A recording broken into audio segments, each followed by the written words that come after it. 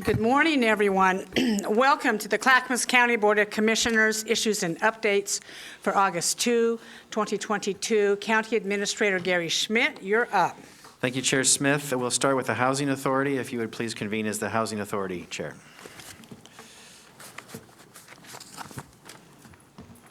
Judy. Sorry, Chair Smith, would you convene as the Housing Authority Board? I will now recess as the Board of County Commissioners and convene as the Housing Authority of Clackamas County. Thank you. Joined on Zoom is Housing Commissioner Ann Leenstra. Good morning, Ann. Good morning. Thank you. We're starting with one topic that is revised family self-sufficiency action plan and required policy considerations. Tony Carter, Executive Director of the Housing Authority will present and introduce your colleague, please. Good morning, Commissioners. With me today is Elizabeth Miller. She is our Resident Services Coordinator. And today we are here to ask that the Housing Authority have a public hearing on August 18th to go over the policy updates to our Family Self-Sufficiency Action Plan, to gather public and board comments on the updates. The Family Self-Sufficiency Program is a program that works with our residents that are currently in Section 8 and public housing who are work-ready, and it tries to improve their employment and education so that they can graduate off of assistance. The FSS Action Plan is where we store all our policies around the program, and it is requiring updating to comply with a new HUD-issued final rule. It also needs to be aligned to our strategic development plan, which was to try and get our own clients who are ready to graduate off assistance to buy our scattered sites when we disposition them. It also needed to be looked at to align with our moving to work application that we just submitted to HUD. So the HUD final rule requires that if we do these amendments to our action plan, that we must follow a very prescribed process, which requires a 45-day public comment period, a public hearing, and then final board approval by September 30th. So we would be coming after the public hearing for a consent agenda item at some point before September 30th. Any other comments? Nope, she covered it. Commissioners, do you have any questions or comments about this? Gary? So all we're seeking is your approval to have a public hearing on August 18th for the next step of this. Does that need to be a motion? No. Okay. Commissioners, do we have the approval for a public hearing? We do. Yes, And we thank do. you very much for this report. We appreciate it very much. Thank you. Okay. Recess? Yeah, and thank you, Commissioner Leenstra, for being here. You're welcome. Chair Smith, would you please convene now as the Development Agency? I will now recess as a Housing Authority of Clackamas County and convene as the Development Agency.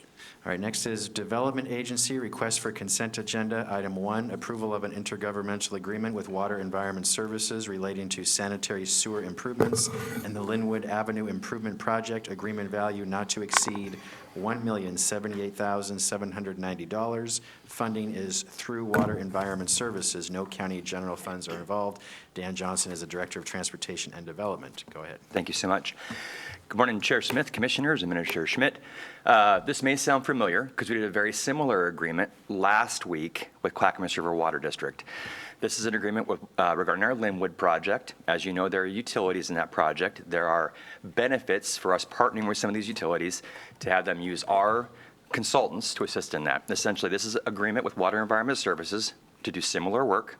It is a reimbursement. They would reimburse us for those costs for design and construction. And there's a partnering agreement you're going to hear today that Ron will be providing information on that partners with this. It'll be signed at the same time.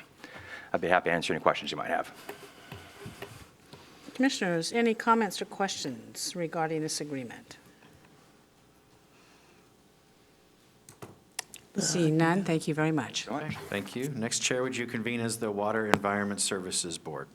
I will now recess as the Development Agency and convene as Water Environment Services. You're now the Water Environment Services Board, reviewing requests for consent agenda. Item 1, approval of an intergovernmental agreement with the City of Gladstone for maintenance of the 82nd Drive Pump Station. Agreement value is approximately $5,000 per year. Funding is through the City of Gladstone. No county general funds are involved. Ron Waringa is the Assistant Director of Water Environment Services. Go ahead. Morning, Chair Smith, Commissioners. Ron Waringa with WES. This item is an IGA with City of Gladstone, as was stated, for maintenance of the 82nd Drive pump station. This IGA clarifies with the city and documents ownership of the pump station and services that WES will continue to provide for the City of Gladstone for the 82nd Drive pump station. The city doesn't have any other pump stations that they own. Within the city, WES has one other pump station, and I believe Oak Lodge has one as well. But because we have the staff and we manage our other 23 pump stations, the city has asked us to provide O&M on the 82nd Drive pump station along with our others. So that's what this agreement allows for, is time and materials for a 10-year period to do that. Any questions or comments? Any objections? Seeing none. Item 2, approval of an intergovernmental agreement with the City of Gladstone for rehabilitation of the 82nd Drive pump station. Agreement value is approximately $728,075. Funding is through the City of Gladstone. No county general funds are involved. Thank you, Gary. Yeah, so same pump station, also an IGA with the city, along with a significant initiative that we're doing to upgrade several of our pump stations that we own. We would include this particular pump station as, while reliable, it's somewhat obsolete and is in need of rehabilitation so that it'll be more reliable and more resilient going forward. The city has agreed to reimburse WES for an approximate $728,000 to rehab this pump station along with our other pump station work. Any questions or comments? Yes, Yes, Chair. go ahead. Both on item 2, I'm looking here, both on, I guess, maybe item 1, too, but I know that this ends, each paragraph ends, no county general funds are involved, but this is water environment services, so it seems to be appropriate that it say whether or not this is WES funds throughout all of these, not just county general funds, because it is a district, is it, or a compilation of districts, is it not? Yes, it is, Commissioner. Okay. And also need to work on the spelling for environment on the website. It's misspelled. Thank you. Any other comments? Seeing no objections. Item 3, approval of an intergovernmental agreement with the Clackamas County Development Agency relating to sanitary sewer improvements in the Linwood Avenue Improvement Project. The agreement value not to exceed $1,078,790. Funding is through the Water Environment Services Sanitary Sewer Construction Funds. No county general funds are involved. Yes, Commissioners, this one is as previously mentioned, a partnership with the Development Agency to install around 1,800 feet of force main for a future pump station. Along with this project, it keeps us from having to disturb the road in the future and saves the cost of road rehabilitation. So it makes sense to do this now, as well as extend some service connections for properties that are currently not connected to sanitary sewer in the area, so that they can connect without disturbing the road as well. Any questions or comments? Yes, Chair. So can you tell me how close this is to the city of Milwaukee? Because I thought most of Linwood, or part of Linwood, was in the city of Milwaukee. So Yeah, I think it's close. I can't tell you exactly how close, but there was, I believe, a road project within the city of Milwaukee that's just to the west of here, Commissioner, that was done recently. So it's very near the edge. Okay, but it is in unincorporated? Yes, it is. Okay, so who's effluent, or what are we pumping? The future pump station would take wastewater from that area and direct it to our Tri-City facility, very likely. There's a portion of that area, as you probably know, that currently drains to the city of Portland. There are some limitations on future flows, the amount of units that we're allowed to send that way. So in the future, our future capital plans take wastewater from that area and bring it into our service area and our treatment facilities. Okay, so I'm trying to understand, knowing that when we renegotiated or got the settlement with Milwaukee back about 10 years ago, that Milwaukee was responsible for their wastewater effluent, and their facilities, and that area is right on the edge. So I'm just trying to understand, is this solely for the Service District 1, waste, or is this into the city, which is different? And if it's both, then what's the cost sharing for the city of Milwaukee? Yeah, Commissioner, I don't believe it is both. I think this just serves District 1 and our service area, but I can confirm that for sure. I don't know the collection system plan off the top of my head, but we can get you that information. Yeah, it just seems awfully, like I said, the lines, you're right there. Yeah. And it is a ways out. While the pump station is in our longer-term capital plans, it's 10 years out probably for this line to be active. And so we would certainly work that out in the future. Yeah, can you give me an answer to that before Absolutely. Before Thursday? Yep. Yeah, thank you. Any other questions? Seeing no objections, thank you. Thank you. Thank you. Chair, would you now convene as the Board of County Commissioners?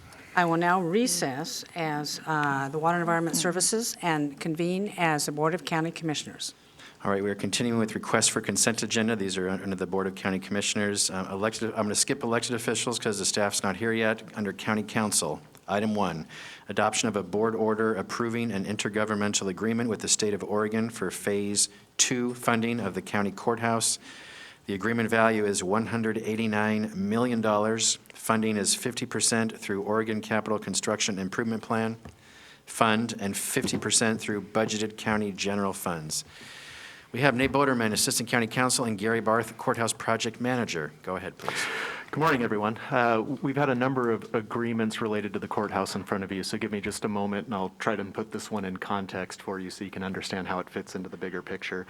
The agreement today really serves the purpose of securing the state's matching contribution for the design and construction phase of the courthouse project.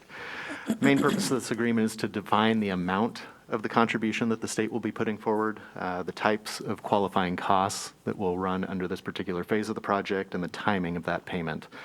And so you may recall that we've had a master funding agreement, which provides the overall framework of our arrangement with the state to provide what amounts to almost a 50% match for the cost of the capital project costs. We had a Phase 1 agreement that we recently closed out that got us through the procurement with the selection of Fengate as the preferred proposer. We're now ready to enter into the Phase 2 agreement, and that's where we're at today. And we're asking for approval of this Phase 2 agreement with the state. The P3 arrangement makes it simple in some ways because the contract costs are fixed, and so we know that those contract costs are all qualifying as it relates to those costs incurred by Fengate. We also know that there'll be some costs that we incur for road improvements and such that fall outside of the Fengate project. We've articulated all those in the Phase 2 agreement. And we know that the bulk of the state's payment will be made upon occupancy, again, a feature of the P3 arrangement. And so this agreement is relatively straightforward in that sense. Other provisions in this agreement set us up to request additional funds in the upcoming legislative session. As you recall, the state has allocated $94.5 million for this particular phase of the project. This agreement acknowledges that additional cost will be incurred, and the Chief Justice letter takes it one step further and commits to requesting those funds in the next legislative session. So we have some recitals along those lines in this agreement as well. We do need to make one change to the draft that we provided to you. This would be in Section 4A, Romanet 6, and what that is a change to the definition of the state's proportionate share. What we provided in this particular draft of the agreement is a 97% proportionate share. We need to revise that to 90%. And the reason for that is that the state in prior courthouse projects has used 90% as a proportionate share calculation, and that's what we had based that on. Since we've engaged Fengate over the last several weeks, they've provided us information that suggests that proportionate share, we have a basis for requesting that the state actually contribute more. And so we put that in as a placeholder. The state is not ready to agree to that yet because they're just now receiving and reviewing that information. It doesn't affect the bottom line of what the county would receive under this current iteration of the agreement. We're going to exhaust the $94.5 million contribution, whether that's 97 or whether it's 90%. At the time that we go back to the legislature. If we're successful in getting additional funding, that would be the time to amend the agreement and revise that proportionate share number. So that's the purpose for the amendment. We would make that change if you advance this to Thursday's meeting. That's the only change of note. I'm not sure if, Gary, if you want to add anything. The only thing I would add is that 90%, 10% split is based on gross square footage. That was the calculation they used for Jefferson County and Multnomah County. And it's the proxy we've been using in all prior discussions with you. We asked Fingate to actually give us a more detailed cost allocation. The DA space is about 10% of the space, but in their estimation, it is not 10% of the cost because of the incremental nature. If we remove the DA out of the building, we don't remove a elevator, for example. The elevators are still sized to serve the courthouse. So we're having that discussion with the state. They're the formula isn't prescribed by procedure or statute, but they have precedent of using gross square footage. So we're trying to convince them that our methodology is more exact and provides better value to the county, but it shifts more burden onto the state. And so, in essence, state income taxpayers would pay more through the Q bonds, and county property taxpayers would pay less through the general fund if we're successful. Very interesting approach. Kind of like it. Commissioner Fisher. Yeah, Gary, I've always appreciated your analysis and always looking for every penny. And so I really appreciate you looking with Fingate and looking at another way to analyze the way these costs are allocated. And I just really appreciate that. So if we're successful, that'll be great because we'll get more of a state match than what we were anticipating. So that would be good. Commissioner Savas. Well, maybe I'm misunderstanding. So I believe the actions the board's taken thus far was predicated on the state paying approximately half, not less than 90%. The numbers you gave us were, again, predicated on the state stepping up to approximately 90% of the $313 million, right? No, the state will pay half of eligible authorized costs. What this 90% says is of the total cost, 90% are authorized, and they pay 50% of that. Well, maybe what I'm trying to say is a little bit different what you're trying to say, Gary, and that is that the $94 million is not even close to 90% of $313 million, correct? Well, it wouldn't be 90%. It would be, we're looking for 50% match of eligible costs. Okay.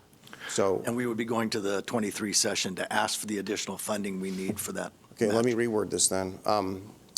My understanding was that what the board approved was approximately half, anticipating approximately the state picking up half of the $313 million, correct? Roughly, I think it was breaking down to 54-46% split of 313. Okay. Correct. So we're not secure today in knowing that the state will actually do that, right? We're going to be. We have the OJ Chief Justice letter. Okay. So that's still an unknown. But if they don't, then our costs go up our payments go up even significantly higher, correct? Correct. Okay.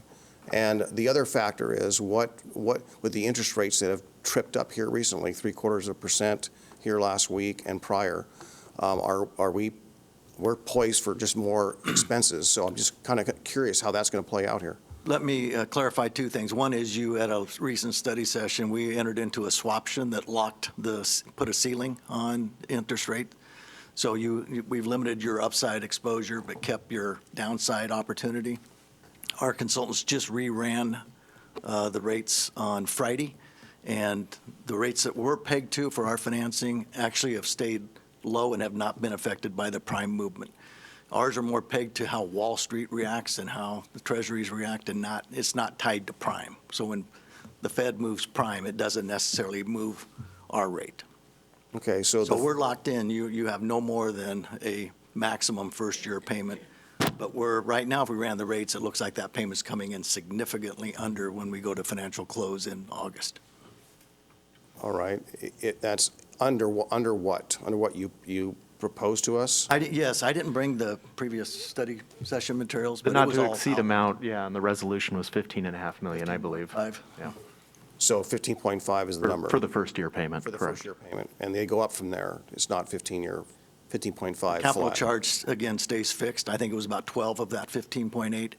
And the facility management charge goes up based on the CPI West Coast Class B index. Okay, so all said, to wrap this all up, that's if the state picks up their share. Yep, and that was the best assurance we could get, was the Chief Justice commitment to put it in her budget next year. We couldn't commit a future legislature to provide that funding, but everybody is quite confident that the state's going to come through, including our Clackamas caucus. And this agreement contractually obligates the state to come with the $94.5 million. I think what you're referring to is the additional $60 or so million that the Chief Justice committed to including in the next biennium budget. All right. Yeah, the 94 is already, that was authorized last spring in the short session. That's ready, and they'll issue those bonds in the spring of '23. So what's the additional ask from the state? The remainder? We have up to 61 million is what the additional ask. We'll know once we get the final cost locked down at closing, and we get our estimates of what the City of Oregon City is going to require of us in terms of surface parking and transportation improvements on Warner, Milne, and Beaver Creek. We have estimates right now. We put 15 million in as an estimate, you recall, for that placeholder. Okay. We're hoping that comes in lower. So once we have the total package costs, we'll know exactly how much more we're going to ask, So the prayer's approximately 61 million. max. Perhaps less. Thank you. Thank you. Commissioner Fisher? Yeah, I just wanted to make sure I've got what we're talking about today. This is with our intergovernmental agreement with the state, and because Fengate did an analysis to look at what is the cost of the district attorney's office, we had assumed it was based on square feet. As they were looking at more detailed analysis, they came up with numbers that were less than what we had initially assumed, and so that is what we're going to try to negotiate with the state. For the proportional share, Okay. that's Yes. negotiation, and then the additional ask of the legislature next session. Those are the two Yep, outstanding for items. the increased costs in construction. I just wanted to make sure I was getting the point of Yep. why we are here today. Thank you. Today, you're here to just that 94 That million. intergovernmental agreement. We'll have that IGA, that how we're going to use that 94.5 million. Thank you. Any further comments? Any objections to this moving forward? Seeing none, thank you very much for coming today. All right, we're going to move backwards to the elected officials item. Item 1, approval of an amendment increasing funding of a contract with Employers Overload for payroll services for temporary election workers for fiscal year 2021-2022. The amendment value is $142,912.39. Contract value is increased to $222,912.39. Funding is through user fees. No county general funds are involved. Michael Newgard is from the clerk's office. So Michael, just a quick 1 or 2 minute update on what this is about, and then any questions the board may have. Go ahead, please. Thank you. Chair, Commissioners. So we had already had this in our budget. We hadn't planned on using this much for election ballot workers this year, but we all know what kind of necessitated that. Employers Overload, what they do for us is, in the past 5 years, we started using payroll and logistics agency to handle holding our roster of our experienced election ballot workers. These folks have worked with us for years. Most are retired. They like volunteering in elections, but we do pay them.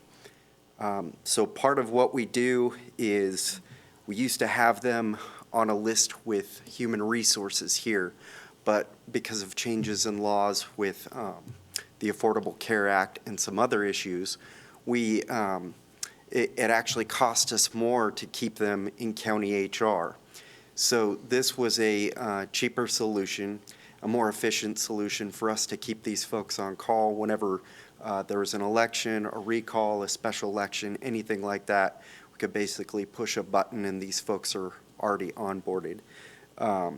We had budgeted, obviously, a certain amount this year for purchase orders. We already have a full contract with these folks. Washington County already uses them as well. And we essentially exceeded it. So you go over that $150,000 that Sherry can approve, and it comes to you folks. So that's kind of where we're at here, to just talk about paying the rest of the overage for taking care of the May primary, in terms of just employers' overload, not SOS folks or anybody else who came to work here, Or county employees? or county employees. Yes. Commissioner Fisher? Yeah, that was my question. So we have 222,912, $222,912 for the overage for the payroll solutions. And then Gary, do we know what the additional, I'm just curious, and if you don't know, that's okay, because I didn't tell you I was going to ask you this question. But do we have an estimate as to what the other additional costs will be? Yeah, I sent this to you. The total cost was around $600,000 for everything. The county employees, these temporary workers, the materials and supplies, the total cost for the May election was $600,000. So one thing I do need to clarify about this is, this includes just upping the purchase order for the entire fiscal. So this 222 original has the general from last fall and other elections included in it. We understand.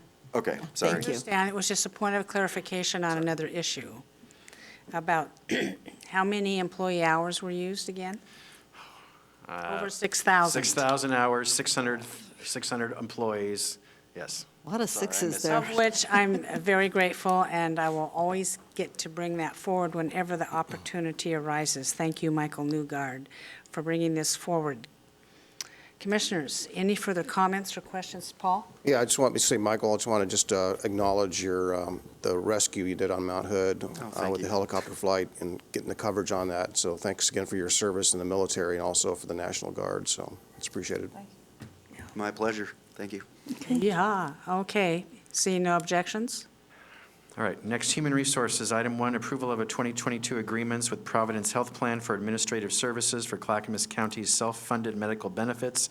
Total value is $26,981,400. Funding is through contributions and fees paid by county departments, employees, retirees, COBRA beneficiaries, and other agencies contracting with Clackamas County for Employee Benefits Administration. No county general funds are involved. Christy Durham is Benefits Manager. You just heard this, but this is just closing the loop to put it on consent this week. Go ahead, Christy. Good morning, Chair. Good morning, Commissioners. This is Christy Durham, Benefits Manager. Just bringing this forward in order to answer any questions that you might have. This is the information we shared last week. There was a lot of information in that packet, and I'm here to address any questions that you may have. I have one question. This is for Providence, and our other provider is Kaiser Permanente. Will we be seeing a similar contract situation with them? Yes, you will see all of the contracts for all of our providers as we move through the renewal cycle. And again, I'll share that information. But this is specific to the health plans that are self-insured.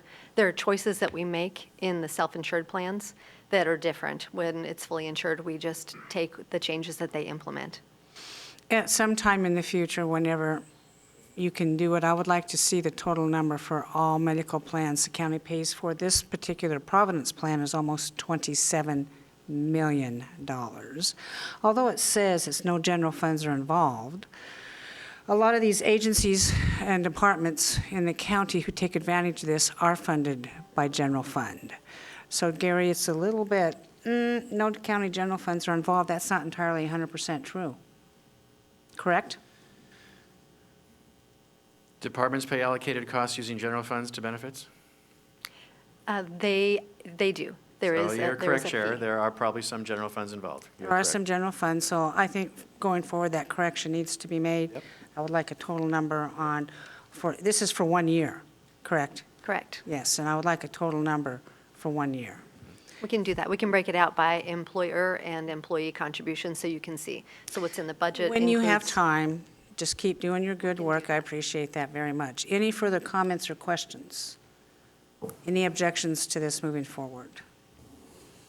Seeing none. Okay, thank you. Next, Health, Housing, Human Services. Only one item this week. Wow. Health, Housing, Human Services. Item 1, approval of a grant agreement with the State of Oregon for shelter services and infrastructure, hygiene services, and homeless outreach.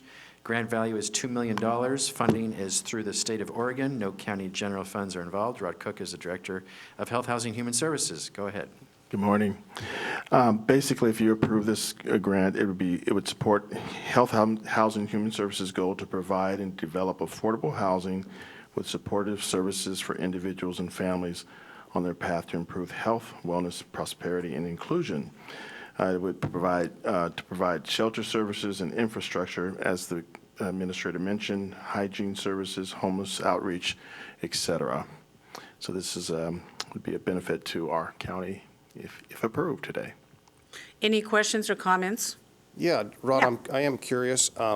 So this is funds headed our way, but we have a place where these services will be provided? The $2 million, we have not allocated it to any particular piece of the continuum yet. That's yet to come. Okay. All right. Thank you. Any other comments? Any objections to this going forward? Seeing none. Thank you. Next, Finance. Item 1, approval of an amendment increasing reimbursement rate for expenses under an infrastructure contract with the Oregon Office of Emergency Management for projects related to Oregon wildfires and straight-line winds.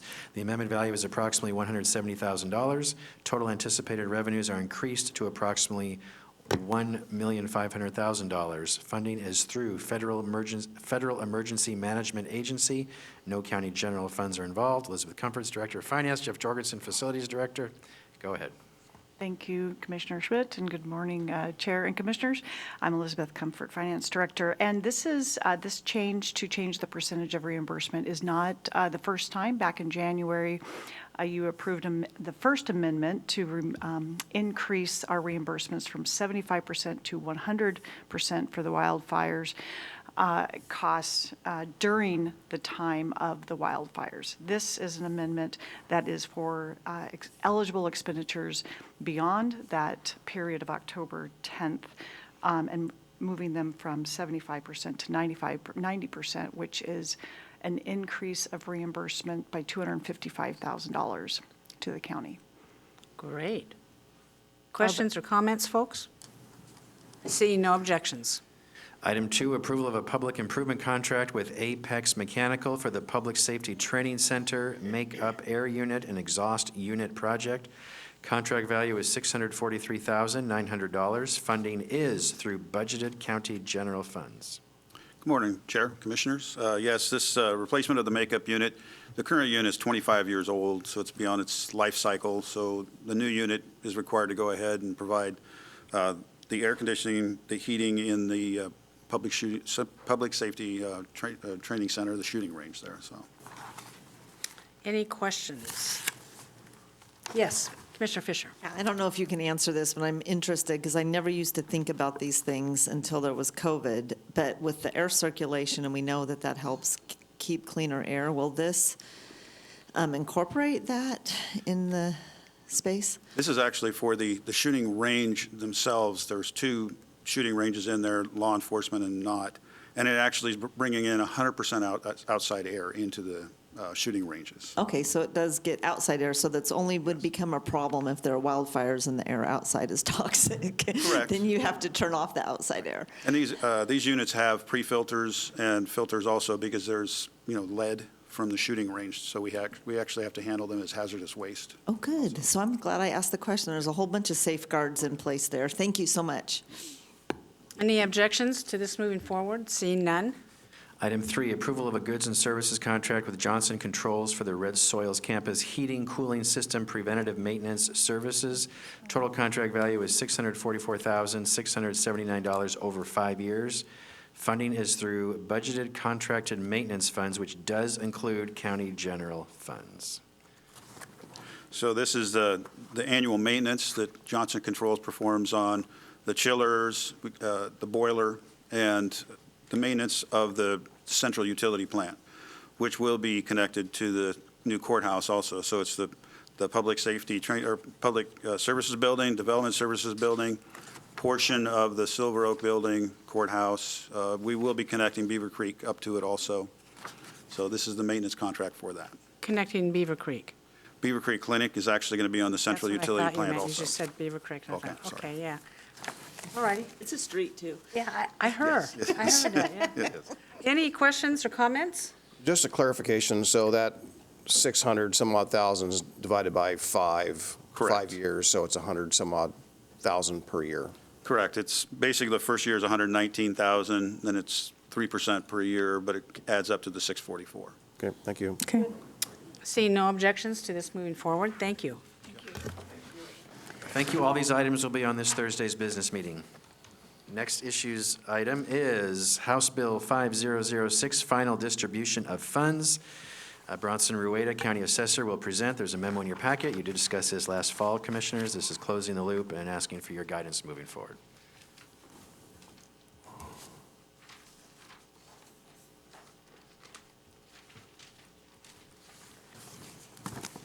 Welcome. Please introduce yourself.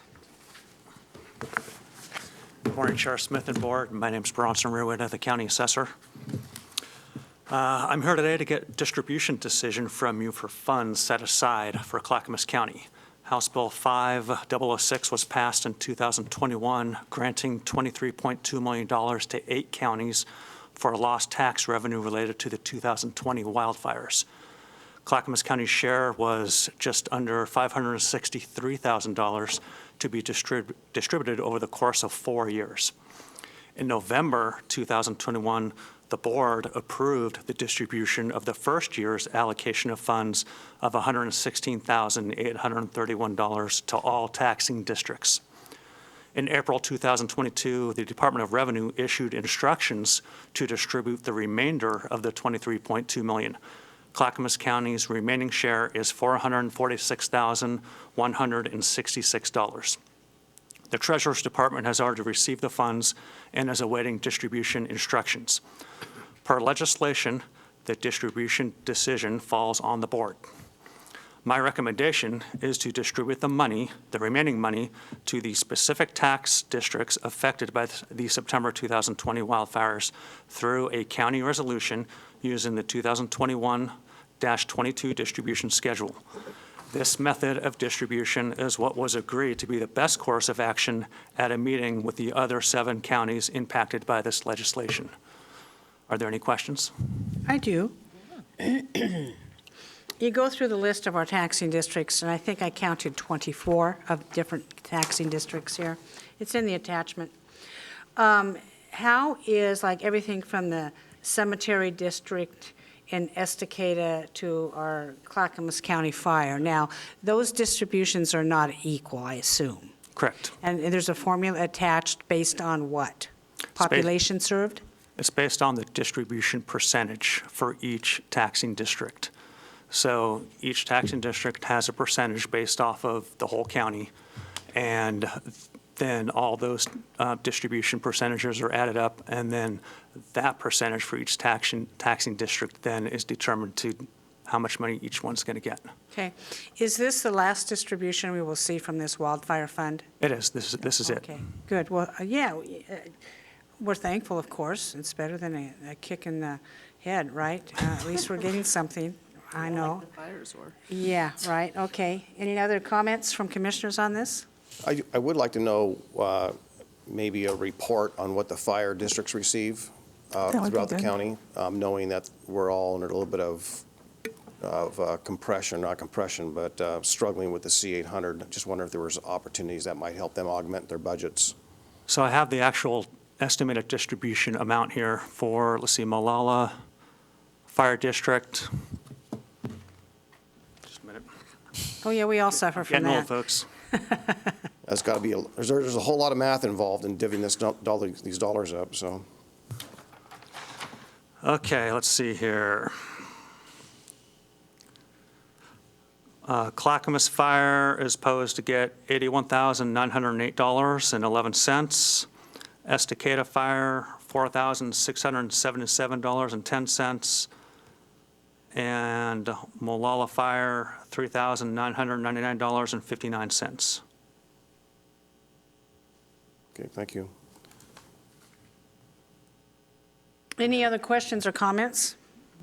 Seeing no objections to this moving forward. Thank you, Bronson. All right, you're welcome. Would you mind making a motion, please, based on option 1 in the memo, please? Oh, yes. I was too busy looking at the formula. So moved. Second. Hang on a minute, folks. I need to go to my paper and repeat the motion. Hang on a minute. Option 1, Commissioner Saffis has moved to adopt a county resolution authorizing the A&T Department to distribute $446,166 to the specific tax districts affected by the September 2020 wildfires. I need to make a clarification on that. It's the Treasurer's Department that makes the distribution. We give them the instructions and the amount to be distributed, so just to clarify Okay, that. and the Treasurer's Department will make the distribution. Just reading the language here. Okay. Oh, Commissioner Fisher has seconded the motion. Any further discussion? Would you please call the poll? Commissioner Scholl? Aye. Commissioner Schrader? Aye. Commissioner Savis? Aye. Commissioner Fisher? Aye. Chair Smith? Aye, motion passes 5-0. Thank you very much. Thank you. We'll get this to your business meeting as soon as possible. Bronson, as soon as you can do the staff report and resolution, we'll put it forward. Okay. Thank you. Next, opioid settlement update. Rod Cook from Health, Housing, Human Services will present. There was a memo in your packet as well. And it looks like Philip Mason Joyner, Public Health Director, too. Go ahead, please. Okay. Again, good morning, Commissioners. I brought Philip Mason Joyner with me, Director of Public Health, if you have any detailed questions. And we have another part of the opiate team in the back room if you get into programmatic and behavioral health side of it. I'll give you a quick one because I know you've read the packet, but I'll do this for audience that's out there. The purpose of the memo is to provide information to the board on the national opioid settlement, contractual requirements, and allowable uses of the funds. There is funding that will be provided directly to Clackamas County and some cities within the county. There are 2 national settlement agreements, Distributor Settlement and J&J. Clackamas County is expected to receive $13.7 million, with some front-loading for the first 2 to 3 years, with payments continuing for up to 18 years. That's an average of $761,000 a year. The first installment is in the amount of $600,000, is expected to arrive by August, sometime in early August, with future payment amounts and times unknown at this time. Opioid settlement funds have restricted uses, and guidance has been provided on an allowable and preferred use of the funds, as well as clearly stipulating the funds cannot be used on construction projects. Based on those restrictions, our intent is to work with cities and other key partners to leverage our resolve and resources to increase investments in youth prevention and strengthen a local response that includes law enforcement, medical response, and local providers. We then list all the different abatement strategies. I won't do that. You have that. So I'll get to the ask here.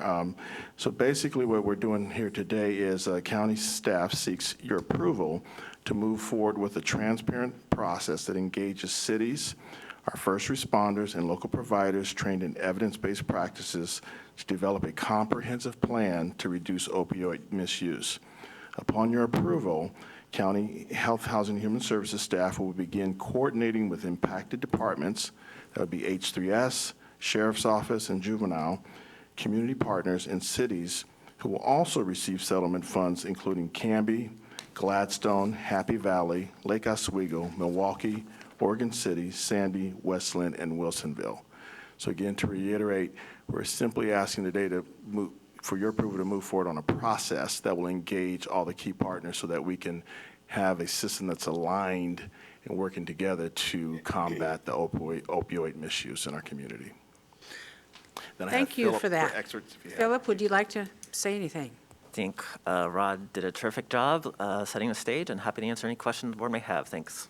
As a matter of fact, there are nationally accepted protocols, and there's white papers out there regarding this settlement. And I'm sure you all know what they are, and we'll be sharing those and moving forward. We have a couple commissioners in the queue. Commissioner Savis? Yeah, well, this is certainly going to be an opportunity, and I'm looking at Schedule B on the approved uses under B, support people in treatment and recovery. So it seems that it's, we can build a treatment center perhaps. No, it says it can't. My question is, can it be as broad? Because there seems to be a huge need for that intake center or a treatment center facility for helping people with addictions. So I just wondered if that is a qualified expense under any part of this Schedule B. The opioid settlement does make it clear that agencies, whether it be the state, counties, local municipalities, they are required to follow those 9 abatement strategies. Construction of new facilities is not allowable use. However, being able to expand, to enhance existing services, to have them grow, to make them more robust and sustainable is really the intent of this fund, of these funds. So how would we thread the needle then to accomplish it? I guess what I'm kind of alluding to. How we thread the needle. Well, I think you're as- saying we can't build the facility, but we can pay for the cost of that would be incurred at a facility. Yeah, I think what we're seeing with the evidence-based practices that Chair Smith alluded to, a lot of the work is community-based services, and there's a great opportunity to really bring partners together to coordinate the Measure 110 dollars, sort of housing services, this funding, and additional grants that some of our county departments have around opioid use and really the prevention work, which is piecemealed, braided, not sustainable funding. This is an opportunity to do that. The challenge with a new facility, of course, is that this $13 million sounds like a lot of money. Potentially, it will take 18 years to get all those dollars in. It's one thing to build the facility, but then the cost to run those facilities, to operate them, to have the medical staff long-term, is a challenge that this is a piece of a comprehensive strategy. It's not the full strategy, and I think we have to look at all these options. And at this stage, this is really to start seeking board permission to bring the partners together at the table to begin to work through all these issues. Well, I'm reading number 8 here, and it says, support crisis stabilization centers that serve as an alternative to hospital emergency departments for persons, et cetera, et cetera. So it just seems to me that if there is no crisis stabilization center, in lieu of that, what opportunities do we have to take care of that particular kind of need, which I hear a lot of folks in public safety, emergency response clamoring for. Yeah, I'm still reading that or understanding that to say we have to stay away from the bricks and mortar, but we can look at the operational. So if that's what you're asking, Yeah. I think it's in the mix for the operational side of it. It's just not in the mix for bricks and mortar, the way we're reading it. Okay. Yeah, Gary? So that's where you can combine this with other funding sources, commissioners, like ARPA dollars to build a facility and then use the opioid money to staff it and support it. Yes, because I think I agree with Commissioner Savas on this. Capacity is a huge issue. I'm not a believer for 1 minute that we have existing facilities that can treat the opioid fentanyl problem in this county with what we have. And I think anybody listening out there, staff included, needs to look at an expansion of facilities in some way to make this happen, or we're not going to even begin it. Capacity is an issue. Capacity includes places to go to get treatment, correct? Yes. That's where this board is coming from, Rod. Yeah, and we hear that loud and clear, and we're in 2 different committees through the county with law enforcement at the table. You know, we've heard, and some of you are involved in those conversations, from sobering to detox, or detox to sober to stabilization. Those are 3 different types of entities or operations, and would look at different populations. So we have to really prioritize which part of the system we have enough money and resource and numbers and population to substantiate going in that route. So that's the conversations that are definitely being had right now. And like I said, multiple committees. This is going to add another component to that. So we're with you in terms of we need something. It's just what is the something and what's the best bang for our buck and going to really get us down the road. So I think we're with you on this. Good, good. Thank you very much. Commissioner Fisher? Yeah, thank you. We are going to be having a District 8 meeting, of which we're going to be talking about this issue and where Measure 110 intersects and how we can, part of the problem, quite frankly, and I'll speak frankly, is the implementation of Measure 110 and the challenges of getting the resources out into the community, and the way that has all been administered has been really challenging and has delayed us immensely. So we are going to be looking at that, and we really need a deeper dive on it. One thing that we're asking, I was just strategizing with Jessica Pratt, the liaison for District 8, is to have each of the counties come, and I'm looking at Mary Rumbaugh in the audience, she's going to be tasked with coming to talk to us at District 8, regarding what each county has. I know Multnomah County is doing some things, Washington County is doing, we're looking at doing some, but how do we as a region look at where we can support each other and look at this, where we can complement and support the effort region-wide, which is really important and smart to do. So that's one thing. I just wanted to fill the blanks in there. Love this conversation. Would love to have more, if folks have more input regarding things we should discuss at District 8, talk to me offline. We are developing that agenda. It's going to be here in Clackamas County. Lunch will be provided quickly, not a fancy lunch, but a time to connect and with other commissioners from around the region, and then we're going to have a robust discussion, and that's, I think, on September 26th or September 28th. 28th, Mary Rumbaugh knows. Thank you. So I have a question. Since we have done this, like this opioid litigation has been going on for a long time, and then there was the settlement, and now we have this playing Russian roulette with opioid pills that are on the black market, these M30s that are laced with fentanyl, and people are dying from fentanyl overdoses when they think they're getting a black market prescription opioid and it's laced with fentanyl. Does this strategy, is this taking that new change into account as how we are looking at all aspects of it, whether it's harm reduction or treatment or any aspect of how we're approaching this?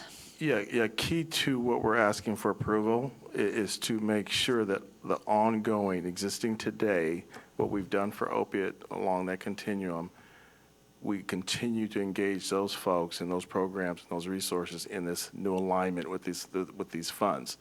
Because you don't want that to go away and just build a facility, because there's all the prevention and things leading up, all the street work that's happening with law enforcement.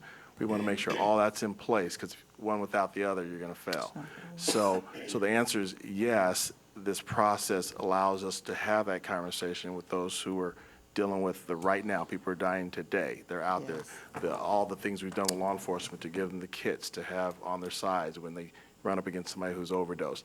All those things we don't want to lose for the sake of building something new. We have to make sure that it's all aligned and connected. So that's exactly what we're asking for. Well, and the graphs that you see, and we don't have any before us today, but when Commissioner Schrader and I were at NACO, we, for the whole group of all the county commissioners, we were educated on how the deaths are increasing across the country. And yes, certain areas are more than others in the country, but it's a dramatic increase, which has gotten much worse since we began this process. Right. Thank you. Commissioner Shaw? Yes. Gentlemen, on your work to develop a comprehensive plan to reduce opioids and working within our partners in the county, how long is that going to take to come up with that plan? We have a timeline. I mean, our hope is that we'll be at a place where we're ready to make funding recommendations, I would say October, November of this year. So convening folks pretty quickly, because the crisis is now.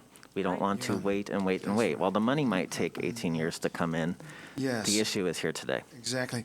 And I agree with Commissioner Fisher that as you look across the county at the potential for a plan, that you also look at our regional partners, because this is a big problem. And here, the improved access to treatment services and recovery supports for justice-involved people.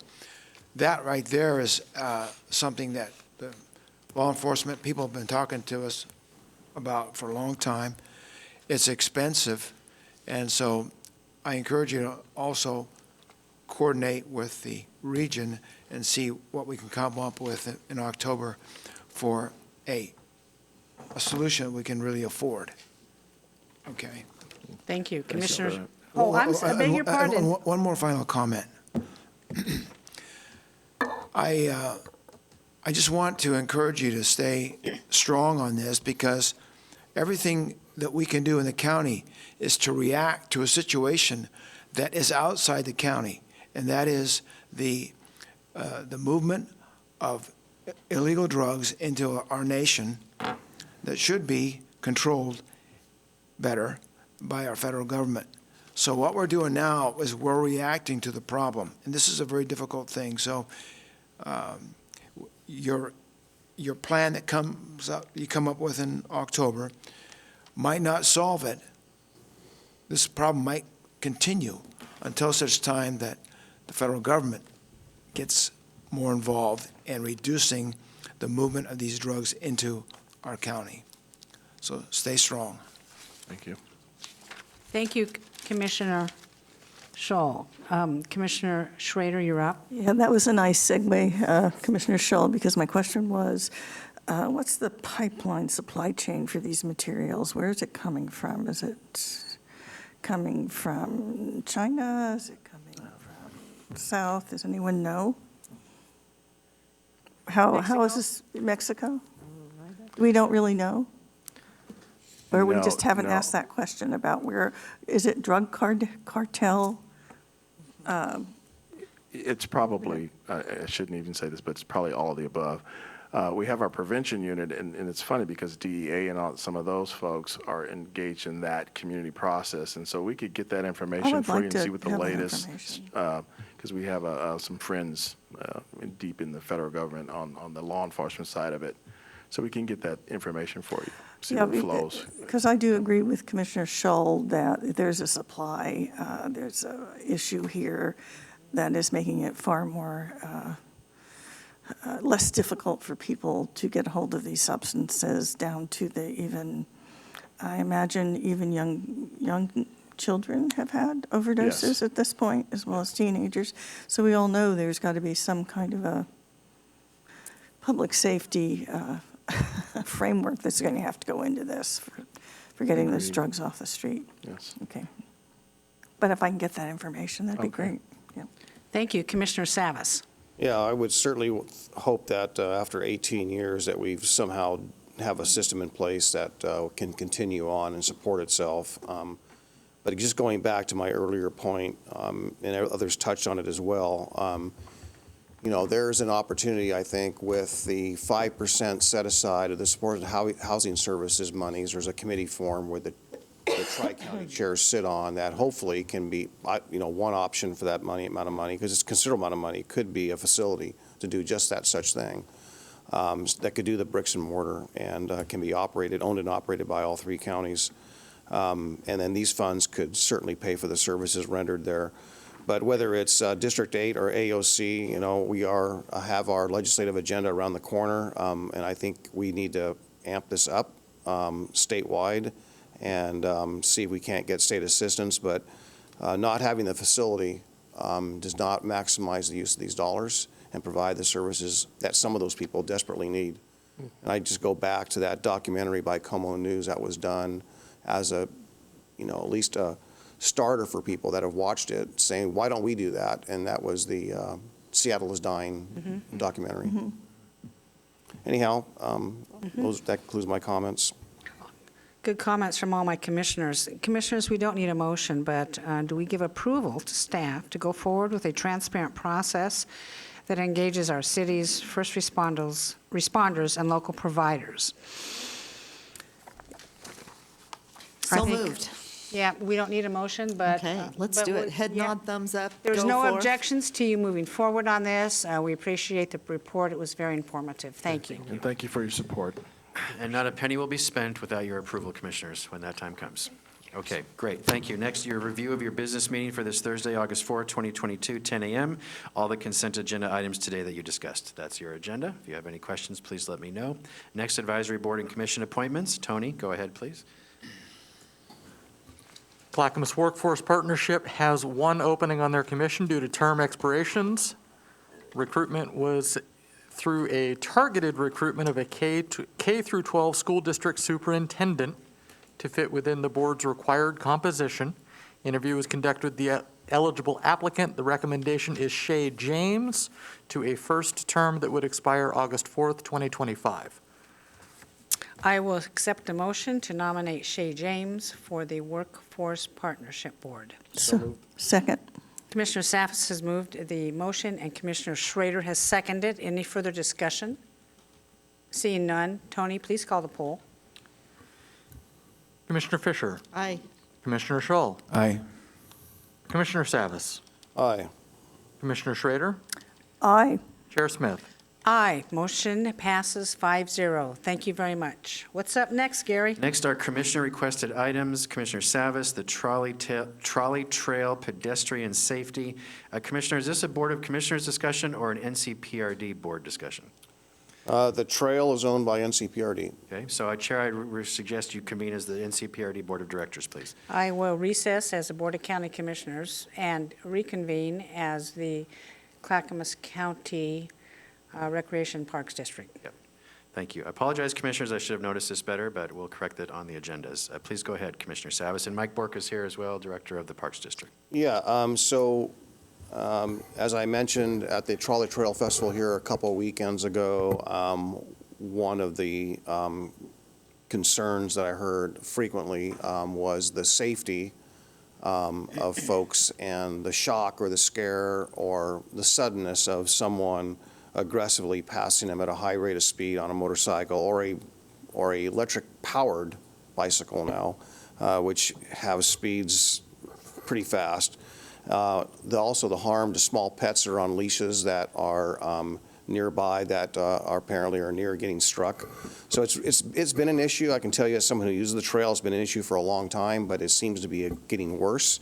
I have sat in on a couple of the meetings with the Trolley Trail committee that is chaired or ran by Sarah McClurg, our Clackamas County deputy, who does some of the community work there.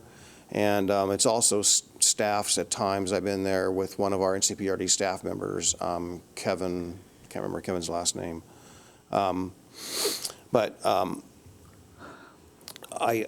We've tossed the idea around of putting flexible ballards that would be like a chicane that would make kind of curve that would still allow people to walk through in bicycles, but they would force the bicycles to slow down. But I don't know what's in the works, but I just want to raise that. I don't know if Mike's heard of this, but I have ran this chicane idea through a lot of people, and everyone likes it. The temporary, portable, flexible ballards can be removed if PG needs to access their lines, because they have a right-of-way access through there.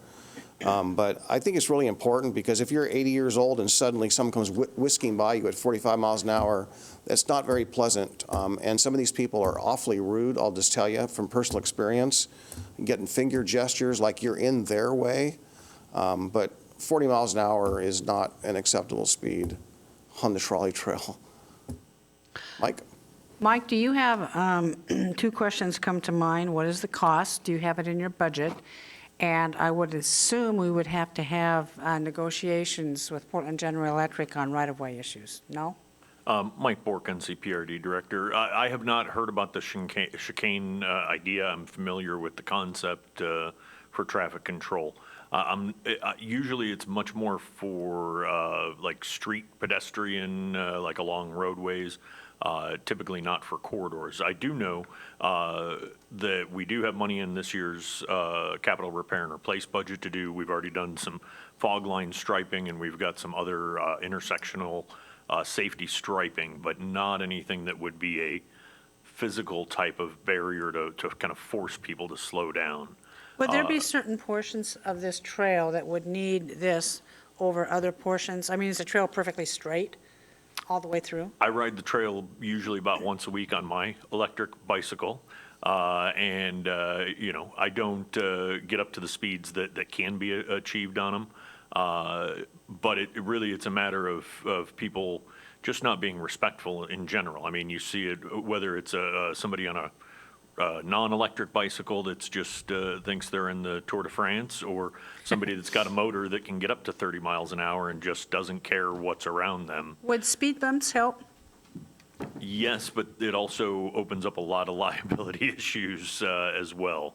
I mean, Because there's liability issues with the chicane as well as well, yeah, and that's part of what we're looking at internally for what are the best safety mechanisms. And we've been working with Friends of the Trolley Trail as well. DTD, I believe, has been in on conversations, DOT, for, all the different intersections, and there are probably better areas than others to put some of those speed control mechanisms, but that's what we've been classifying them, less on specifics and more speed control mechanisms. I'm a little bit surprised to hear that speed bumps are a liability issue when you see them in neighborhoods, even on private roads, to control cars. It's and it's not something that can't be overcome.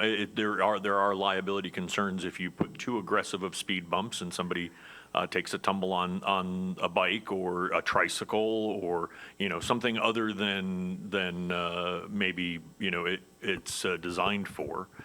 So those are all just considerations. Safety, visibility, cost versus usefulness. Is it going to be something that's effective or not? So we are aware of the safety concerns along the trail. Commissioner Savas. Yeah, I don't intend that we're going to solve it today. I didn't want to really surprise Mike, but I just thought it would be an opportunity to us to kind of help direct staff to look at it, NCPRD staff to look at it, maybe come back at our next quarterly meeting with some ideas about that, and be a progress report on pursuing that on behalf of the safety of our patrons. Can do that. Yeah, thank you, Mike. Gary. Yes, you just answered it. So I just need board direction that you want us to come back with a proposal on options, what this could look like. Yes or no? Yeah, just an updated report, what's possible, what's not possible. Certainly look at the easement issues or any other easement issues. How many miles is this trolley trail? We manage approximately 5 miles of it, I believe. So there's probably several easement issues along the way? Well, and there's dozens of intersections and as it crosses roadways and other issues. But we'll put a report together on safety measures that we've taken thus far, including what's going on this summer, as well as what would be recommended from a, design safety perspective. Commissioner Schrader. Yeah, and has the sheriff's office been involved at all with any incidents there? Do we know? I'm sure that they're probably called more than we are if there's a serious incident. We haven't gotten reports of serious incidents. No, mostly it's people just being, rude, treated poorly or passed aggressively, or, again, their dog is on a leash and they don't hear somebody coming up behind and they pass quickly. I mean, all of those things. I like using my bell and just, letting people know that I'm behind them and slowing down a bit. But that's courtesy, and not, as we know, not everybody is courteous on the trails.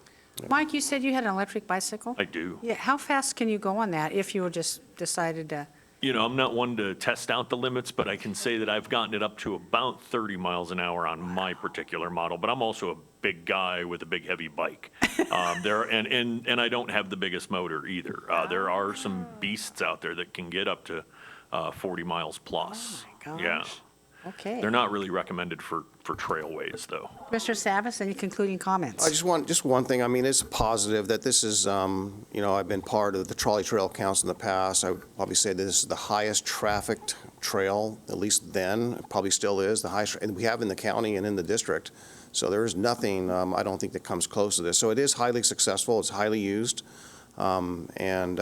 just want to put that out there, that's just a demonstration of the success, just by the fact that it's got such a, bar none, in Clackamas County, I think it's like 3 or 4 times the trail counts than any other trail. Good. It's not just a little bit, it's a lot. That's excellent. Excellent indeed. Any further comments about this issue? Mike, thank you for coming. All right, we'll come back with suggestions and proposals for you at your next meeting. All right, Chair, would you please reconvene as the Board of County Commissioners? I will recess as NCPRD and reconvene as the Board of County Commissioners. Next Gary. item is Chair Smith, Commissioner Travel. Yes, Commissioners, I want to talk about Commissioner Travel for a moment. it's come to my attention. I appreciate that commissioners, wanting to travel and seeking continuing education or serving at other levels, but recently, we've had some trouble scheduling meetings and maintaining a quorum. Also, there is the issue of the cost of travel, and it's going up. And I want commissioners to be mindful of the fact that we're going to be asking all departments to be rather prudent in their use of their general fund going forward. And I believe the county commissioners need to do the same. I understand from previous board that there was a limit, a dollar limit on travel. And Gary, what is that per year? $5,000 per commissioner per year. Has that ever been enforced? It's flexible. Okay, so who approves travel? I mean, if, let's say I want to fly out to someplace and get some leadership training, which for 18 months I have sought to do that, but quite frankly, I don't feel that I've been able to leave because other commissioners are off doing that, and I feel I have to be here. Leadership training would help me a lot in my job from practically day one. So who approves my travel? You're not employees, so no one approves your travel. It's self-governed. So we look at ourselves for approvals. Now, there's 2 commissioners who have been appointed to committees of national organizations as chairs of committees of national organizations. And it came back. I was surprised at that. I don't know if these meetings happen at the same time, where it's going to require our 2 commissioners to be gone at the same time. They will be busy in meetings. I submit to you it's going to be very hard if you're the chair at a national convention on a committee for you to call in and be present here and vote. I just don't see that happening. I don't know that it's ever happened before we've had 2 commissioners as chairs, but I am very concerned about being able to do county business because as commissioners, we were elected to be county commissioners first, not national commissioners. And it's a red light to me because as we're going through agenda, all my board members have something they want to put on the agenda. Well, I can't bring it this week because we don't have this staff person here, or we don't have commissioners here for a quorum, or somebody's out for this. So I'd like to open up discussion. I would like to know what your thoughts are on this, commissioners, since we are self-governing. Commissioner Fisher. Yeah, thank you, Chair Smith. I really appreciate you bringing that up. I know from my perspective, I've been engaged with human services and education since I've become a commissioner. That has meant that since I've been a commissioner, I've attended 2 conferences a year, legislative conference and also the annual conference. And that has been consistent. I know that, I believe Commissioner Schrader has also attended all those conferences and her participation in the in her committees. So 2 conferences a year, the rest of the time is done via conference calls, but now they're Microsoft Teams since COVID. So we can actually see each other, and that's how the business is conducted for the committees. The benefit to so I think about the Human Services and Education Committee. This committee sets the agenda and the policy that informs our Congress and our executive branch on issues, just about every issue that touch children and families across our county and across every county in the country. What is a bonus for our county, in which, when we share what we shared, when I share my little PowerPoint, and I see Adams in the audience here, highlighting the good work that we're doing in Clackamas County, is we're a pretty special place here in Clackamas County. We do some pretty incredible things, and to have the national spotlight on the good works that we are doing locally helps counties across the country, give them ideas, some tools in their toolbox, and it is a way for us to not only help other counties, but to be engaged at a level that brings information back to us, which I know that Commissioner Schrader and I are going to be talking in a few minutes. But you're right. How do we? So 2 times a year, I will be chairing a steering committee. It steers the national, all the counties across America, the issues of human services and education. Okay. And it's a kind of a big deal. So I could not step away to call in if I was chairing. No, you couldn't. Now, there are other conferences as well that both commissioners have been in attendance. For instance, you just got back from Colorado. So are you telling me that you will only attend 2 conferences in person per year away from the county? Because we know that travel has increased. There's no surprise there. You know, you can't rent a hotel room, you can't get an airline flight for possibly the budget that was set in the past. And in the past budgets, I don't know that commissioners used all of it because I wasn't here. So the budgets, Gary, that were set in the past is probably not reflective of what real life costs are today. That's one of the issues. The second issue is I would like to be able to have every commissioner on this board take advantage of some travel, maybe once a year, for either training or networking at a different level. And there is value in that, but I think we need to be more judicious in our selections and how much it's costing us and a budget. And I'm going to stop right there because Commissioner Savas has his light on. Yeah, so you've been here, 12 years now, just about 12 years, and, I certainly enjoy, even though I haven't done it very often, but the NACO trips and some of the AOC conferences here in the state definitely have some advantages at time, and I always look at it through the lens of, what's on the agenda, what's part of that program for that particular conference. And I try to extrapolate if there's value to that, to I can see the value to myself as far as education, or there's value to what I can bring back. So I try to make that call and try to be responsible with the dollars that, our tax dollars that are being spent to pay our way and time. So that's just my own self-governance, if you will, or decision-making as to how and what to spend those dollars on. So, I do know there's years where some of my colleagues have gone more than 2 per year. So, there are exceptions to that happen. But, if it can be managed without interruption and they're staggered so that, that there's not 3 commissioners here, pulling the weight. If there's a disagreement on passing something, you can't pass anything with 3 people here.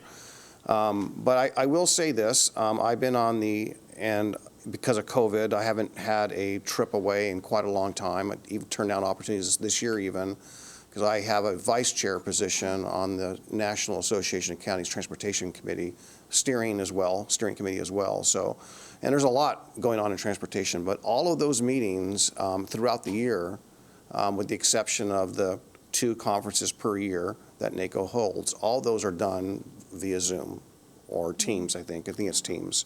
So they're done remotely, and they're chaired, and the chairs of those committees chair them remotely as well.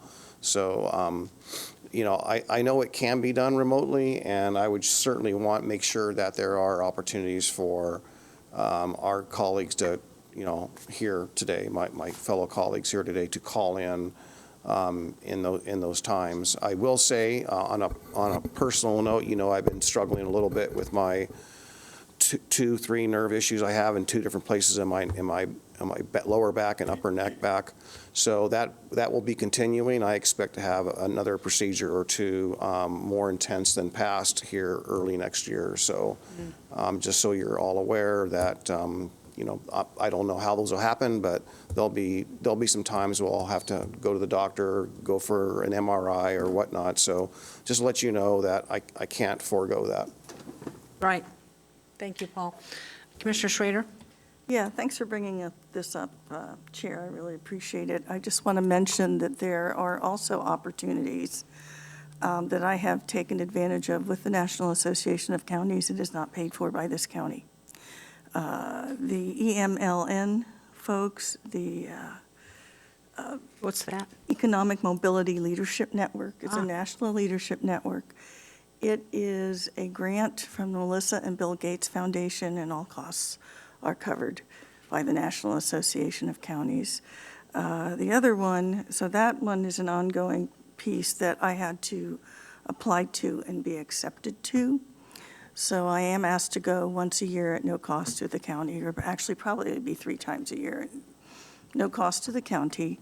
I won't ask for per diem, but it is really pulling together, folks, how we look at all the things that we need to do as counties to move people from intergenerational poverty into a place of prosperity. It includes workforce, it includes housing, it includes drug, rehabilitation, all of those kinds of things. They're starting to look at it as a continuum and holistically. So that is the one thing that I'll say the county. I did actually get to go to a San Diego conference. I was asked by the leadership of the National Association of Counties because they have seen me since 2003, quite frankly, heavily involved in NACO. And at the time, I also not only went to the legislative meetings, I also, went to the DC meetings, but I also would attend the Western Interstate Region meetings. I no longer attend the Western Interstate Region meetings because they happen in the middle of our budget. And I have voluntarily thought I can't go there because we've got the budget piece. I've been the longest serving commissioner here. I've always been involved in NACO. And as a new commissioner, I had to work my way up the leadership ladder. When we became a 5-commission group, I thought that one of the reasons was so we could expand our portfolios in different ways of this kind. When we were a 3-member commission, basically we just limited ourselves to the DC one where we would advocate. But now, I always felt with a 5-commissioner portfolio with all of us that we could manage this a little differently. And it has taken me quite a long time to get my position as chair. I served as vice chair of Economic Development Subcommittee, and then I served as vice chair of the full committee, and now I have been asked to be chair of the Community Economic Development and Workforce Committee. And when I give my presentation, I'll be able to tell you some of the take-homes that we have.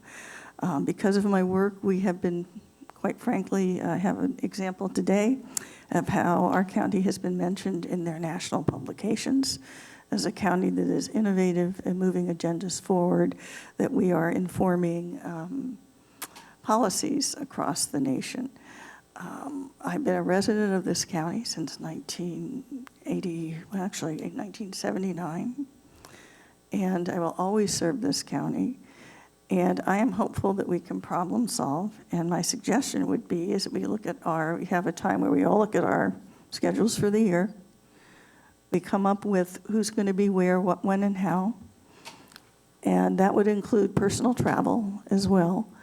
And hopefully that can help us adjust our schedules so we can make sure for key pieces of what we need to do here that you have a full group of commissioners here. And I do understand that 4 is a quorum, am I right, Gary? 3 is a quorum. 3 is a quorum. But then the issue becomes if you may need other folks depending on how the vote goes. Okay, that makes it a little more difficult, I know. So, okay, and then I'll give you an update. I've heard, and I'm going to make some suggestions here. Regarding costs, commissioners, you need to seek out grant opportunities whenever you can. And I'm going to ask that before you engage in committing to travel or committing to these positions, that you come back to us and ask if it's okay what we do. Now, I'm going to go to Washington, D.C. in September to lobby on behalf of the county. And Martha Schrader has agreed to join me. It's the middle of September. That's the first lobby trip that this board has had in, 3 years? But it's for bringing back some of the bacon to Clackamas County on our projects. That's a very important, and I'm going to be in and out as quick as I can. So that has been scheduled. I'm asking if you think that is a judicious use of my time as chair and of the travel budget. And that's not an inexpensive trip, by the way. I know. I mean, I could burn through the entire year's travel budget on one trip just for that. So I need to know if that's okay. And Commissioner Schrader, you make a point that they see your face there and therefore they ask you to come. But had you ever considered punting to say, well, that's interesting, would you like another one of my commissioners to come down to engage in this opportunity and expand their knowledge base as well? And that's what I'm trying to do, is look at this through an equity lens, that just not a couple commissioners are here or there. And maybe my other commissioners don't want to travel. You know, I've said what I want. I know I want some leadership training. I'm still trying to find those opportunities, but if one landed in my lap, and we have a very busy agenda coming up that requires a lot of work on it, I don't know if that I could go. I'd have to cancel the agenda here at the county, and I don't know that that's the best way to go about it. And then the Washington, D.C. trip, I'm putting that out. Do you think there's value, commissioners, in going to Washington, D.C. to lobby? Paul? Yeah, well, I would love to see maybe the best thing to do here, I think Gary touched on it earlier, or someone did, but we are under some budget pressure now, more than ever. I do know that there's other staff that travel for other things for their career and education and so forth. So I think that we're going to have to, I suspect that administration will be looking at cutting costs, but I would like to really see maybe what we've done over the last 10 years or 12 years or whatever as far as travel and trying to get some kind of our arms around it if we want to, you know, allow that particular amount of money to continue or reduce that or whatnot, but maybe we just look at it and just look at our history to try to figure out if we want to maintain that or reduce that to some degree. And make sure we spread it for other opportunities for other commissioners as well to share if there is a total budget amount. If it's $5,000 per commissioner, I don't have much of a quarrel with that. That leaves me the room to do what I need to do. Right. I doubt if I've ever exceeded that, frankly, but I certainly want to make sure that whatever budget cuts are done, maybe they're done on a per commissioner basis versus all of us together so that we're all treated the same. That's would be my hope. Commissioner Fisher. Yeah, I just wanted to piggyback on what Commissioner Schrader said about opportunities to have costs covered. I know that I've presented at 2 national conferences, and a chunk of my expenses were covered by the National Association of Counties. And I don't know, Chair Smith, I don't know how we, provide those opportunities for other commissioners to present. I mean, it comes with, Commissioner Schrader comes with a long history of economic development and business. I come from a background of being a special education attorney, being an education advocate, working in human services, former legislative director for the Department of Human Services. I don't know how you transition that expertise, but I can tell you this. I think the reason why Commissioner Schrader and I were selected is, and maybe can't speak for Denise Winfrey, who chose us, but Clackamas County is a microcosm, not only of the state of Oregon, but for the entire country. And what we bring to the table is the understanding of the balance of how do you promote policy that looks at urban, rural, suburban, wild, frontier, all of that in setting policy. And that is pretty great, that we are the commission that does that. And I do know shines that a pretty we have good won light. awards too at the national level. It's given us some unearned media, which has been pretty good. And that's a feather in the cap of all of us. I did want to talk about Washington, D.C.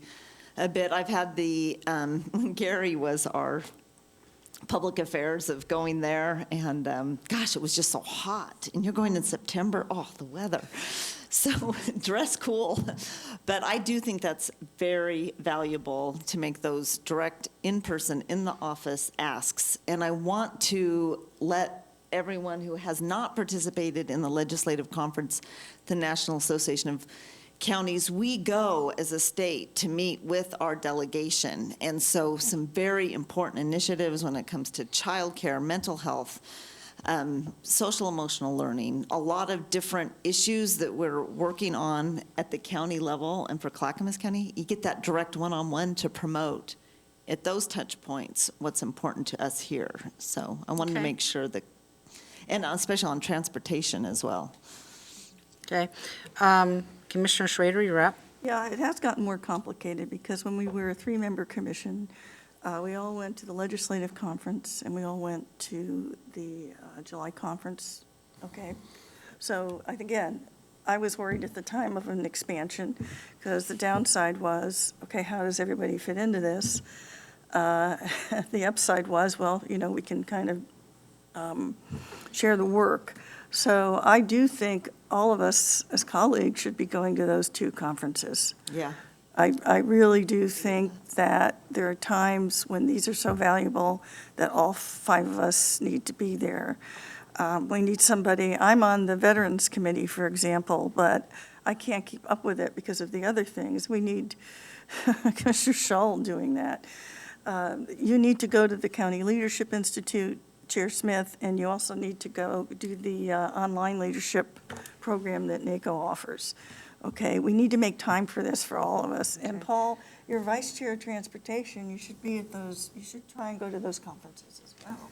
So I'm not asking for an increase, but if we can keep it at $5,000 per person and make a commitment that there's times when it isn't a bad idea to get a break from the local business in order to do the county's business at a bigger, broader level. And you all should be traveling to these. I've always prioritized it because I've made close friends there and have gotten to really be good people. The other complication for me is, I am also on the board of directors.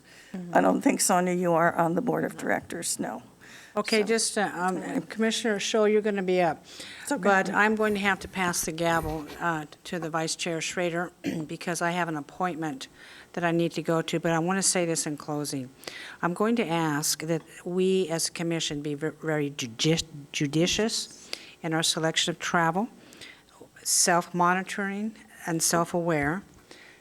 Please bring the information to the board if you seek to do it, and we need to know 2 months ahead of time. Okay. As soon as you find out, so we can plan the agendas. We have very active agendas with a lot of moving parts on that.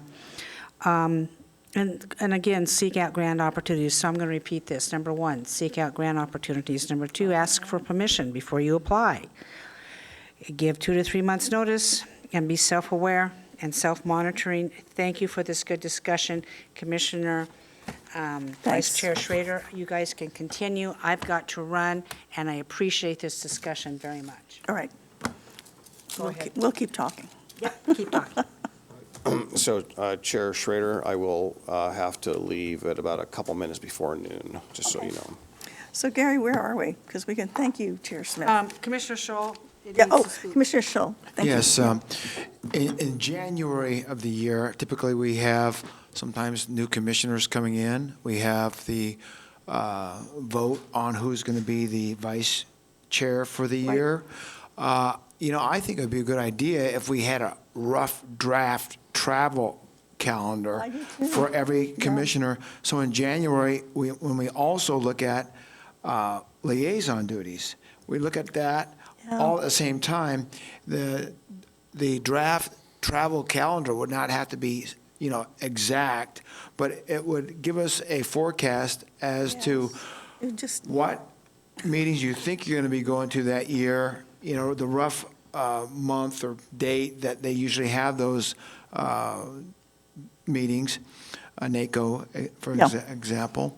And that way we could all look at it and kind of get a forecast as to who's going to be gone, when, and also to kind of look at maybe where some of the travel requirements could be spread to other commissioners from those who have a great deal of travel on their calendar.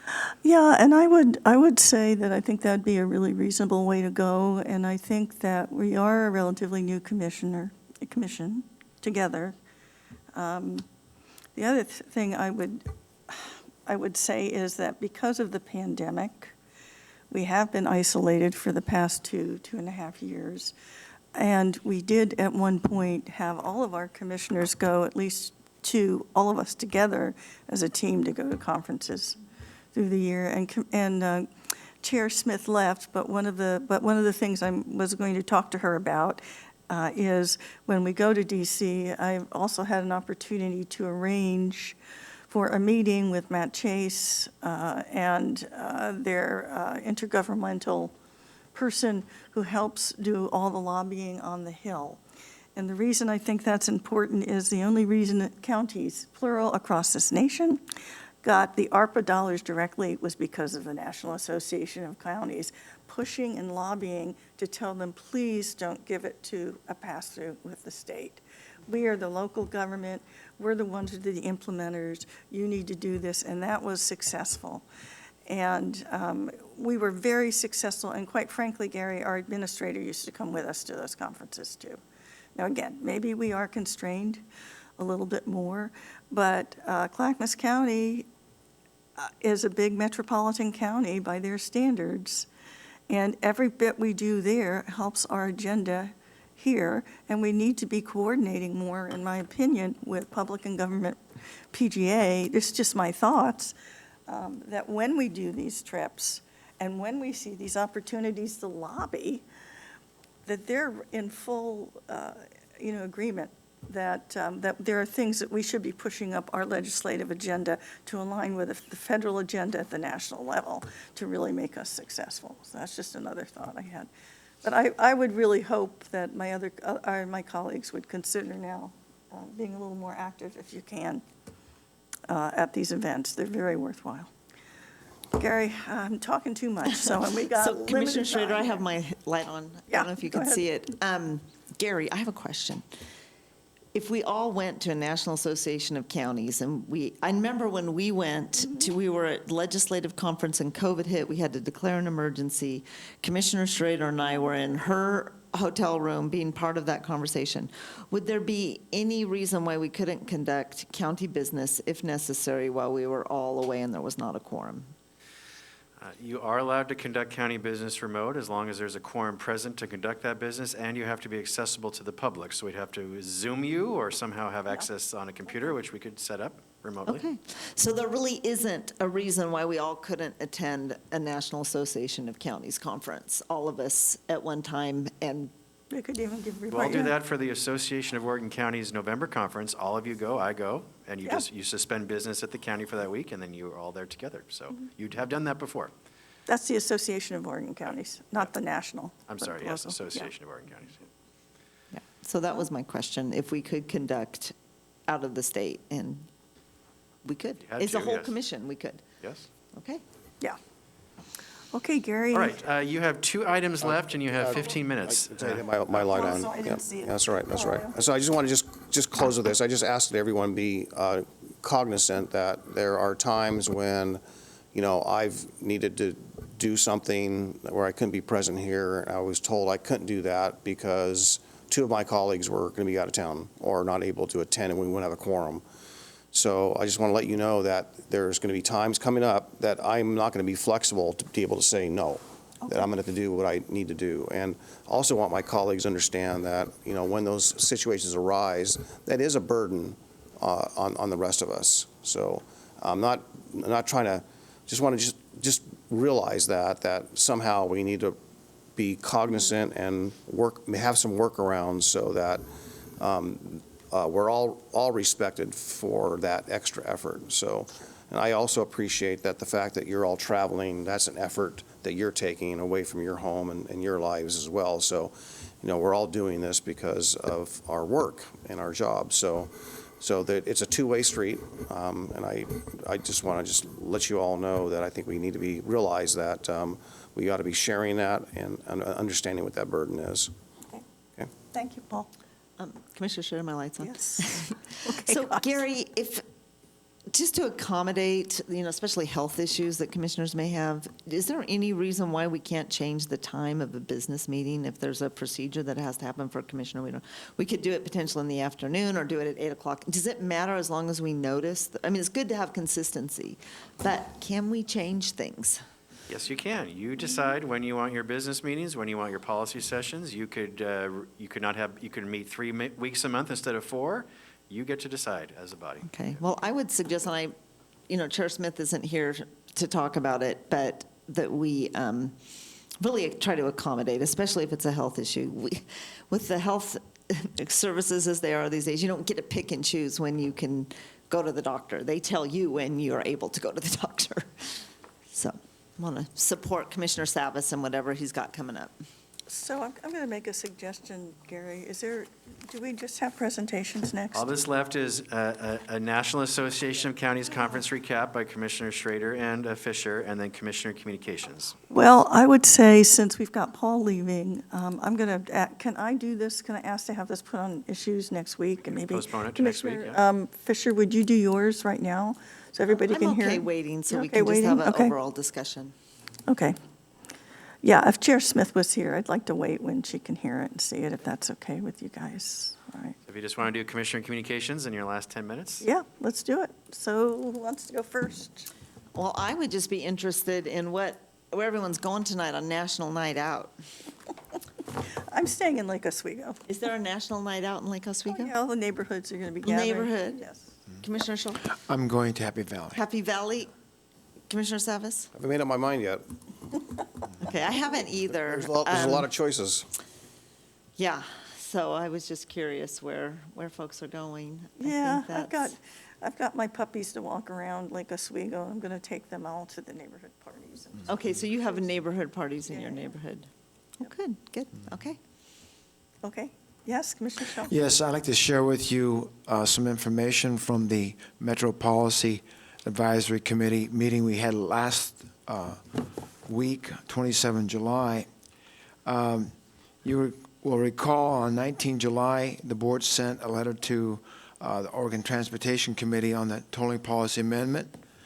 And then last week, as my understanding, the staff worked on a letter to Metro in response to the Regional Transportation Plan congestion pricing policy development for 2023 RTP. And so that's what was discussed last week.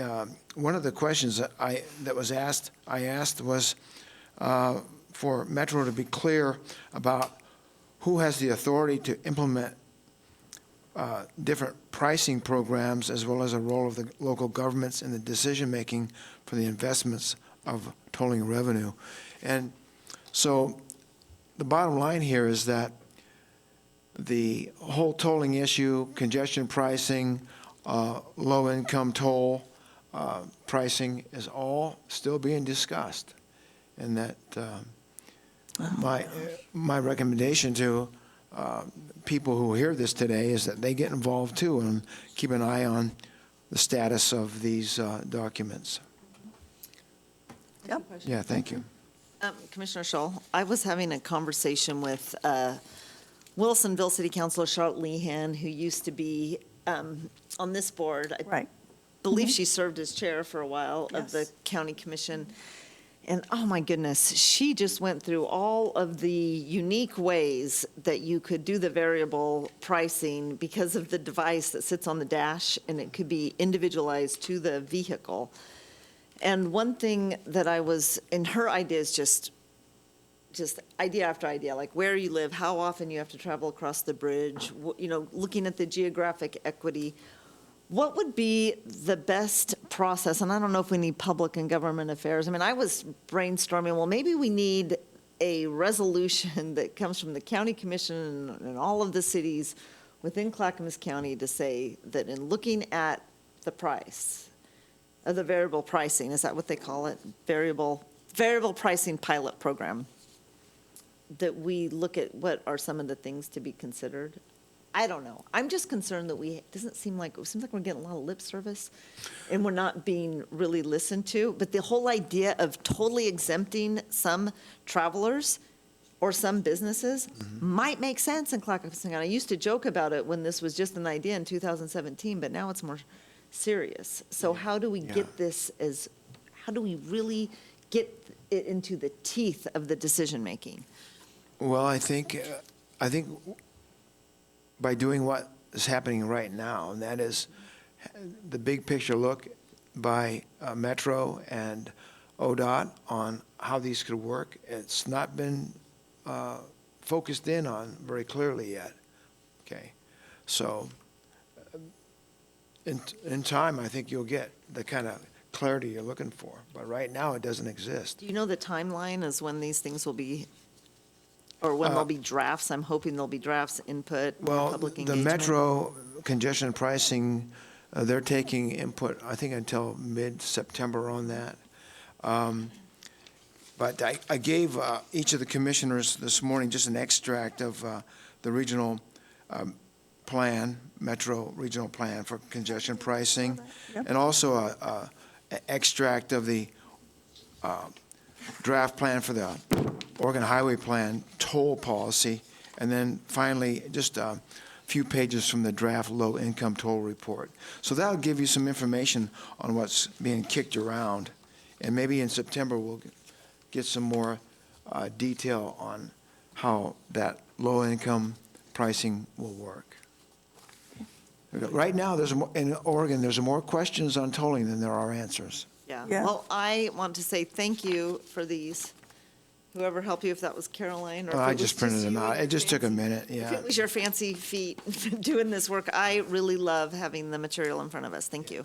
You're welcome. Commissioner Savis, you wanted to add something? Yeah, so last evening was the Region 1 ACT meeting, and last Thursday morning was the joint JPAC Metro Council meeting discussing the RTP, and congestion pricing and tolling were a big part of that. The state is crafting, call it rules or guidelines, and policy as well into all of this, as is Metro's trying to do the same thing, but at a little bit different timetable.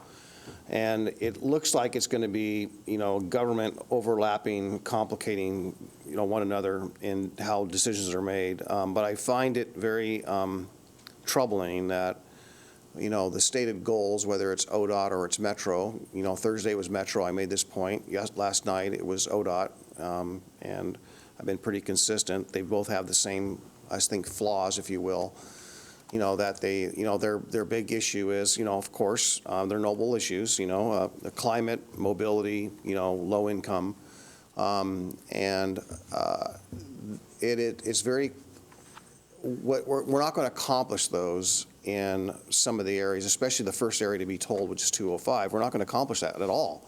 And I think last night there was actually agreement by some of our other colleagues, elected colleagues that serve other counties, building on that comment that I had made, that's pretty troubling. If we're not going to accomplish climate goals, we're not going to accomplish mobility goals, and the low-income compensation is simply, a discount, not mobility, not having an option of transit, then where are we? We're not going to be successful.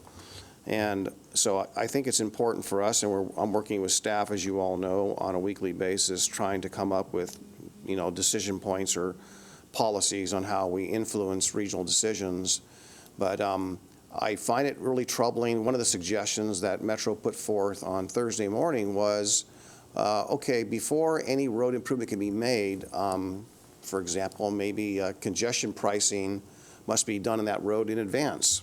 Okay, well, let's take that one, for example. Let's apply that to Highway 212 between 242nd and 122nd. Okay, imagine congestion pricing that. First, where are people going to go? Where are they going to go? They're going to be diverted to go somewhere else, making life more miserable when really, they can't even commute even to their own town or their own store. To me, that's ridiculous. It's absolutely ridiculous when, in fact, Multnomah County doesn't have those problems because they really already have a grid system. They already have the roads they need. They don't need what we need. We are behind, and same goes for transit. So we're not at a level playing field, but they're crafting the rules that fit Portland. They're not crafting the rules that fit the rest of the region.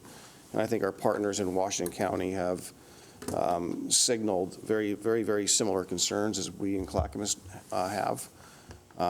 But to your question, Commissioner Fisher, that's what we're in the midst of right now, and it's really occurring at the ODOT and Metro JPAC tables, and I appreciate Commissioner Scholl doing his part at the impact meetings.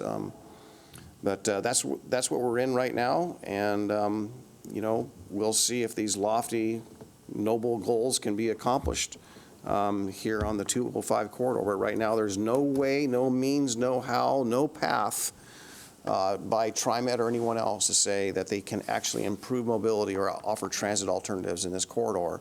So I think really it's all theory, a lot of social engineering that people will change their behavior, but if you don't offer them an alternative or an option, then those behaviors aren't going to change.